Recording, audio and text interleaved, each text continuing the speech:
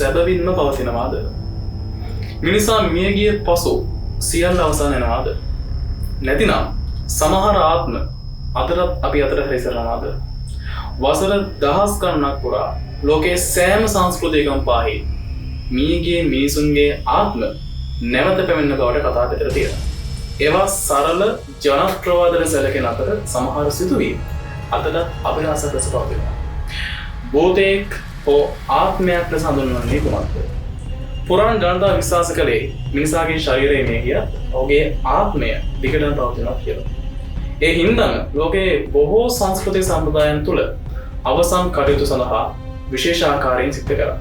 ඒ ආත්මය නැවත ජීවිතුන් අතරට පැමිණීමට වැළැක්වීම සඳහා කාලයත් සමග අමුතු ශබ්ද, හදිසි සීතල සුළං, තනියම නාදවන සීනු, කිසිවෙක් නොමැතිව චලනය වෙන වස්තු සහ පැහැදිලි කරනු නොහැකි දර්ශන වැනි දේ හොල්මන් විදියට විස්තර කිරීමට මිනිසුන් පටන් ගත්තා. ඉතිහාසයේ මුල්ම ප්‍රසිද්ධ භූත කතාව වාර්තා වුණේ ක්‍රිස්තු වර්ෂ 1 වෙනි සියවසේ. රෝම ලේඛකයෙකු වෙච්ච ප්ලානිත යංග ඇතැන්ස් නගරයේ නිවසක් පිළිබඳ කතාවක් ලියා තිබුණා. ඒ දිගුරවුලක් සහ යකඩ දන්වල රැගෙන සැරිසරන වයස්ගත මිනිසුන්ගේ ආත්මයක් දක්නට ලැබෙන බව කියුණා. මෙම බටහිර වාර්තාව ඉතිහාසයේ මුල්ම ප්‍රසිද්ධ භූත කතා තුළින් එකක් ලෙස සැලකෙනවා. ඉන් සියවස් කිහිපයකට පසුව ජර්මනියේ ගොවිපලකින් තවත් අසාමාන්‍ය සිදුවීමක් වාර්තා වුණා. ගල් විසිවීම්, හදිසි ගිනියැවිලීම් සහ කිසිවෙක් නොමැතිව වස්තු චලනය වීම වැනි සිදුවීම් නිසා ඒ ඉතිහාසයේ මුල්ම පෝටර්ගයිස්ට් සිද්ධිය බවට ජනප්‍රවාදවල සඳහන් වෙනවා. නමුත් ලෝකයේ වඩාත් ප්‍රසිද්ධ භූත කතා සම්බන්ධ වන්නේ ඉතිහාසයේ බලවත් පොත්කලයන් සමගයි. ඉංග්‍රීසි ඉතිහාසයේ ප්‍රසිද්ධ චරිතයක් වෙච්ච ඇන් බෝලී 8 වන හින්රජුගේ දෙවන බිරිඳ වුණා. 1536 වසරේදී ඇය ද්‍රෝහීකම ඇතුළු චෝදනා මත මරණ දඬුවමට ලක් වුණා. එතැන් සිට ලන්ඩනයේ ටවර් ඔෆ් ලන්ඩන් බලකුටුව තුළ ඇගේ ආත්මය දක්නට ලැබෙන බවට පරම්පරා ගානාවක් තිස්සේ ජනප්‍රවාද පැතිර ගියා. සමහර අය කියන්නේ ඇගේ ළමා නිවස වන හීවල් කාසල් හිද අනේ වගේ දර්ශන වාර්තා වෙලා තියෙනවා කියලා. ඇමරිකාවේද මේ වගේ කතා අඩුවක් නැහැ. ඇමරිකාවේ ආරම්භක පියවරුන්ගෙන් කෙනෙක් වෙච්ච බෙන්ජමින් ෆ්‍රැන්ක්ලින්ගේ ආත්මය ෆිලඩෙල්ෆියා නගරයේ ඔහුට සම්බන්ධ කුඩනැගිල්ලක් අසල දක්නට ලැබෙන බවට කාලයක් පුරා කතා පැතිර ගියා. ඒ අතරින් වඩාත් ප්‍රසිද්ධ නාමය තමයි ඇමරිකාවේ 16 වන ජනාධිපතිවරයා වෙච්ච ඒබ්‍රහම් ලින්කන්.